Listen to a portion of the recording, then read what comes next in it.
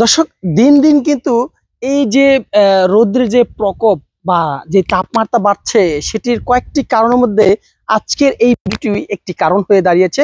এই ভিডিওতে আমরা দেখাবো আসলে কি কারণে মূলত এই রৌদ্রের প্রকোপ বাড়ছে, অর্থাৎ জনসাধারণ অর্থাৎ মানুষ যে আসলে অক্সিজেন থেকে বঞ্চিত হচ্ছে সেই বিষয়টি দেখাবো। হয়তো অনেকেই বুঝতে পারছেন যে আমার পিছনে যে বন রয়েছে সেই বন কিন্তু আসলে কিন্তু আগুন লাগিয়ে আসলে ধ্বংস করা হচ্ছে। সেই ধ্বংসটি আসলে আমরা এখানকার যারা স্থানীয় রয়েছে তাদের একাধিক ব্যক্তির সাথে কথা বলেছি। তারা বলছে যে কিছু দুষ্কৃতিকারীরা রয়েছে, তারাই মূলত এই বনের ভিতরে আগুন ধরিয়ে দেয়। আগুন ধরিয়ে দেওয়ার পর এই শাল যে বনের গাছগুলো রয়েছে, এই শাল বনের গাছগুলো মূলত তারা কেটে বিভিন্ন রাখববোয়ালরা রয়েছে তাদের কাছে আসলে বিক্রি করে দেয়। এতে করে কিন্তু আসলে এই যে এই এলাকা সহ স্থানীয় যারা রয়েছে, পার্শ্ববর্তী মানুষেরও কিন্তু অক্সিজেন থেকে যেমন বঞ্চিত হচ্ছে, দিনকে দিন আমাদের দেশ এই অক্সিজেন থেকে আসলে বঞ্চিত হচ্ছে এবং ক্রমান্বয়ে কিন্তু আমাদের এই বাংলাদেশ সহ সারা বিশ্বের কিন্তু একটা হুমকির মুখে পড়ছে। আমরা কিন্তু প্রায় সময় কিন্তু বিভিন্ন ফেসবুক এবং টেলিভিশনে কিন্তু একইভাবে দেখে আসি আসলে এই যে বিশাল বড় বড় যে শাল বন গাছগুলো রয়েছে, এই শাল বন গাছগুলো আসলে মূলত এখানকার যারা স্থানীয় দুষ্কৃতিকারী রয়েছে তারাই মূলত আগুন ধরিয়ে দিয়ে এইভাবে আসলে তারা নিধন করে ধ্বংস করে দিচ্ছে বন গাছগুলো রয়েছে। সেই গাছের যে অক্সিজেন নেই, সেই অক্সিজেনের মাত্রা কিন্তু কমে যাচ্ছে, যে কারণে কিন্তু আসলে মানুষ কিন্তু হাহাকার করছে। আমি যদি একটু দেখাই যে এই যে গাছগুলো রয়েছে, এই গাছগুলো কিন্তু ক্রমান্বয়ে কিন্তু আসলে বাড়ার কথা ছিল, বড় হওয়ার কথা ছিল। এই যে গাছগুলো দেখতে পাচ্ছেন আসলে এই গাছগুলো কিন্তু যদিও ফায়ার সার্ভিস এখানে আগুন নিভিয়ে দিয়ে গেছে, যদিও এখানকার যারা দুষ্কৃতিকারী রয়েছে তারা হয়তোবা কেউ আটক হয়েছে বা কেউ পালিয়ে গেছে। কিন্তু স্থানীয় যে বিষয়টি বলছিল যে আগুন লাগার পর পরে কিন্তু ফায়ার সার্ভিস এসে আগুনটি নিয়ন্ত্রণ করে। যদিও আমি দেখা যে বিস্তীর্ণ এলাকায় কিন্তু এইভাবেই তারা আগুন লাগিয়ে দিয়ে তারা এই বন জঙ্গলগুলো আসলে গাছ কেটে ধ্বংস করা হচ্ছে। আমি একটু দেখানোর চেষ্টা করব যে আসলে কিভাবে এই গাছগুলো আসলে কেটে নিয়ে যাওয়া হয়। যদি একটু দেখানোর চেষ্টা করি যে এখানেও কিন্তু একটি অংশ রয়েছে কাটার, এবং পাশাপাশি কয়েকটি গাছও আমরা কাটার দৃশ্য দেখানোর চেষ্টা করব। এই যে গাছগুলো আসলে যে কেটে নিয়ে যায়, এটি হচ্ছে মূলত এখানকার যারা স্থানীয় রয়েছে রাতের আধারে এসে গাছগুলো কেটে নিয়ে যায়। প্রথমত স্টেপ হচ্ছে তারা আগুন ধরিয়ে দেয়। আগুন ধরিয়ে দেওয়ার পর গাছগুলো যখন তাদের পাতা যখন পুড়ে মরে যাওয়ার একটি অংশ দেখা যায়, এরপর থেকে কিন্তু আসলে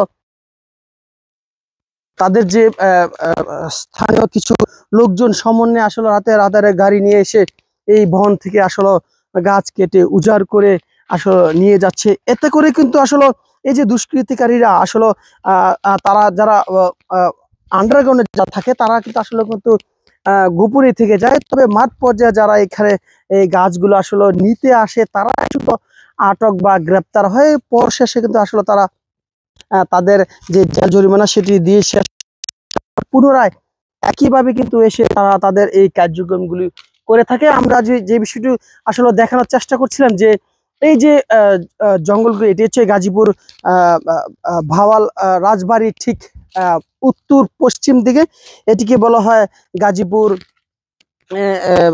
সাফারি পার্কের ঠিক পাশে। আমরা যদি বলি যে এই বনে আসলে কতগুলো গাছ রয়েছে, সেই ক্ষেত্রে আসলে পরিসংখ্যান ছাড়া কিন্তু আসলে বড় একটা খুবই মুশকিল। তবে এখানে যে গাছগুলো রয়েছে এই বনে গাজীপুর সাফারি পার্কের ঠিক বিপরীত পাশে, এখানে কিন্তু আসলে কিন্তু